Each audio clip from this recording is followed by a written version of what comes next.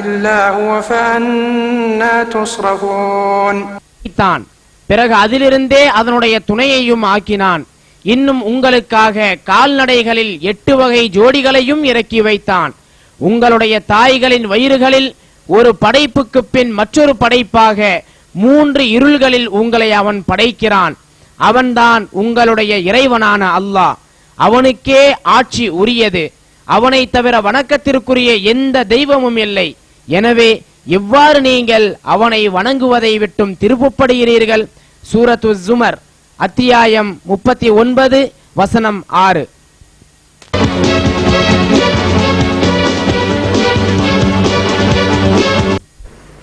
பிளசண்டா வயிற்றில் இருக்கும் கருவுக்கு ஊட்டம் கொடுக்கும் உறுப்பு. நாம் இப்பொழுது திரையில் பார்த்து கொண்டிருக்கும் கருவியானது ஒரு மருத்துவ உபகரணம்.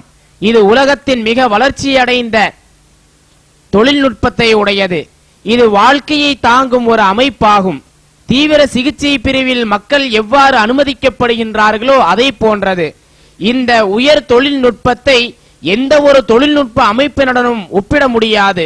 இந்த உபகரணம் கருவூட்டம் கொடுக்கும் பொருளாகும். அதாவது இப்பொருள் கருவை சுற்றிலும் ஒரு குமிழ் போல காட்சியளிக்கின்றது. இவ்வுறுப்பானது சிறுநீரக இயந்திரம், நுரையீரல் மற்றும் செயற்கை கணைய இயந்திரம் போன்றது. இவ்வுறுப்பு ஒரே நேரத்தில் எல்லா பணிகளையும் நிறைவேற்றுகின்றது. இது தாயிருக்கும் சேயிருக்கும் வாழ்வளிக்கின்றது. பிளசண்டாவில் உள்ள செல்கள் உணவு துகள்களை தாயின் இரத்தத்திலிருந்து வெளிவரும் பல லட்சக்கணக்கான மூலக்கூறுகளிலிருந்து அடையாளம் கண்டு குழந்தையை அடைய அனுமதிக்கின்றது. கருவூட்ட உறுப்பின் மற்றொரு வேலையானது கருவை பாதுகாப்பதாகும். தாயின் உறுப்பில் உள்ள பாதுகாப்பு செல்கள் வளரும் கருவை தாக்க முயல்கிறது.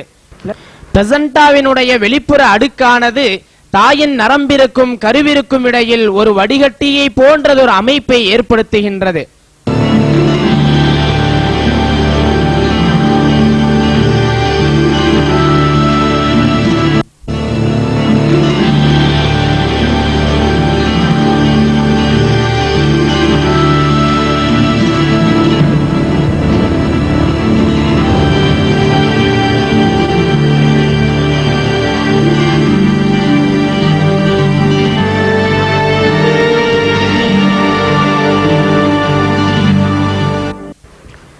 அவைகள் ஊட்ட மூலக்கூறுகளை அனுமதிக்கிறது, எதிர்ப்பு சக்தியுள்ள செல்களை அல்ல. கருவூட்டப்பட்ட பொருள்தான் கருவை கவனத்துடன் பாதுகாக்கிறது. கருவூட்டப்பட்ட பொருள் இல்லை என்றால் கருவானது சிறிது நேரம் கூட உயிர் பிழைப்பது கடினம். குழந்தையின் உடலுக்கும் தாயின் உடலுக்கும் இடையில் ஒரு மையம் உள்ளது. குழந்தை வெளிவந்தவுடன் இந்த மையம் தானாகவே வெட்டப்பட்டு எரியப்படுகிறது. உண்மையிலேயே இது அதிசயிக்க வைக்கிறது.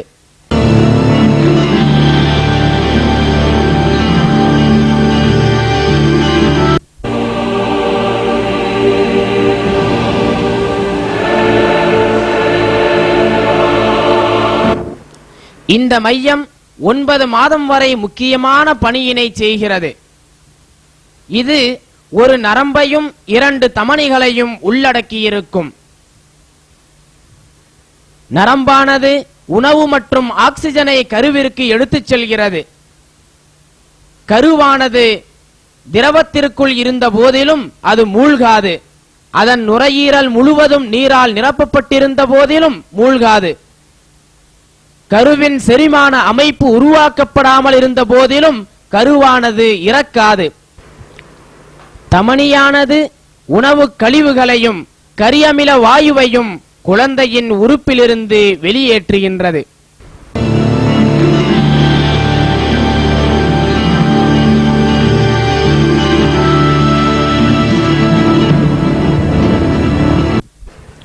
தாயிருக்கும் தாயின் கருவறையில் வளரும் கருவிற்கும் இந்த அமைப்பை பற்றி தெரியாது.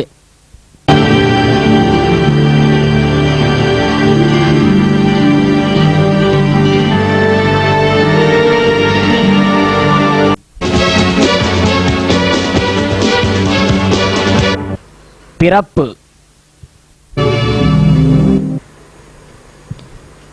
மாதங்கள் செல்ல செல்ல தாயின் கருவறையில் உள்ள குழந்தையானது வளர்ச்சி மற்றும் வடிவம் பெறுகிறது. அது வெளி உலகில் அடியெடுத்து வைக்க தயாராகிறது. இறுதி நிலைக்கான நேரம் இன்னமும் வரவில்லை. குழந்தை தாயின் கருவறையிலிருந்து வெளிவரும்போது அபாயத்தை சந்திக்க வேண்டியிருக்கிறது. பெல்விக் எலும்பானது குழந்தைக்கு அபாயத்தை ஏற்படுத்துவது போல் தோன்றுகின்றது. குழந்தை பிறக்கின்ற போது குழந்தையின் தலையானது இக்குறுகிய பகுதியின் வழியாக நீரடித்தல் முறையிலும் அதன் கபாலம் அழுத்தத்தின் காரணமாகவும் வெளிவருகின்றது.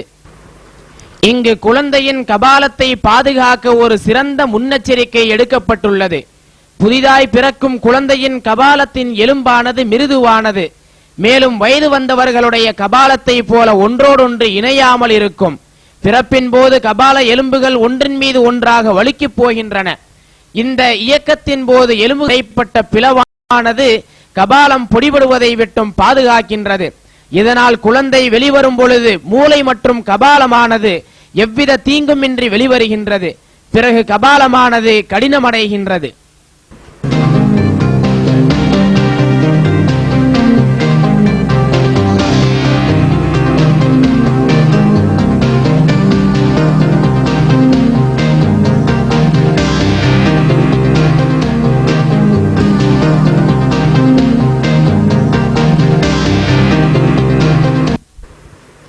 ஒவ்வொருவரும் விந்து செல்லானது முட்டையுடன் சேர்ந்திருப்பதை கவனிப்பதிலிருந்து தடை செய்யப்பட்டிருந்தோம். சுபஹானல்லாஹ், இச்சிறப்பு மிக்க உருவாக்கத்தை ஏற்படுத்திய அல்லாஹ் மிக தூய்மையானவன். படைப்பாளன் இந்த அழகிய குழந்தையை ஓர் சிற்றணுவிலிருந்து சிருஷ்டிப்பதை யார்தான் அறிந்திருக்க முடியும்?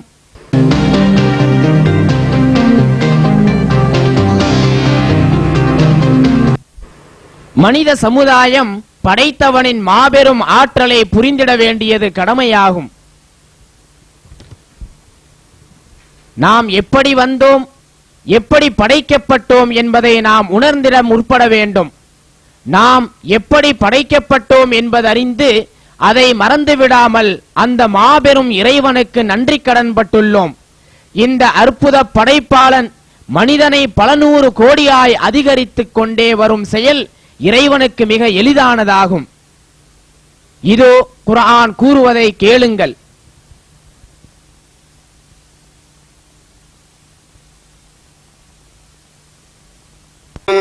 أولم ير الإنسان أنا خلقناه من نطفة فإذا هو خصيم مبين وضرب لنا مثلا ونسي خلقه قال من يحيي العظام وهي رميم قل يحييها الذي أنشأها أول مرة وهو بكل خلق عليم.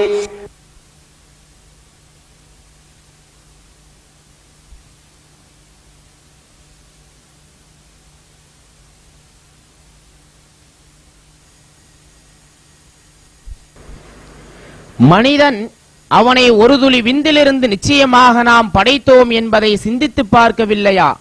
பிறகு அவன் நம்மோடு பகிரங்கமான தர்க்கவாதியாக இருக்கிறான். தன்னுடைய ஆரம்ப படைப்பை மறந்த நிலையில் நமக்கு அவன் ஓர் உதாரணமும் காட்டுகிறான். எலும்புகளை அவை மக்கிப் போய்விட்ட நிலையில் யார் உயிர்ப்பிப்பது என்று அவன் கேட்கிறான். நபியே, நீர் கூறுவீராக, அவற்றை முதன்முறையாக உண்டாக்கினானே அவனே அவற்றை மீண்டும் உயிர்ப்பிப்பான். அவன் ஒவ்வொரு படைப்பை பற்றியும் முற்றும் அறிந்தவன். சூரத்து யாசீன் அத்தியாயம் 36 வசனங்கள் 77 முதல் 79 வரை.